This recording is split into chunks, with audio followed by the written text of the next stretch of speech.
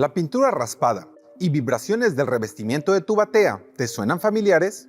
Underliner de WeatherTech protege la pintura de la batea de tu camioneta de los rayones causados por los revestimientos rígidos de colocación directa.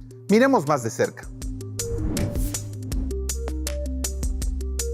Underliner es una capa interior protectora semisuave que protege la pintura de la superficie de la batea de rayones causados por los revestimientos rígidos cuando se mueven o vibran durante el viaje. Diseñado y fabricado en los Estados Unidos por WeatherTech, Underliner se ajusta a la medida que coincida con la forma, el tamaño y el contorno de la marca y modelo de tu camioneta. Además, es flexible, pero resistente, y la instalación es muy fácil. Simplemente coloca el underliner en la batea de tu camioneta e instala el revestimiento rígido encima y estarás listo para cargar y salir a la carretera.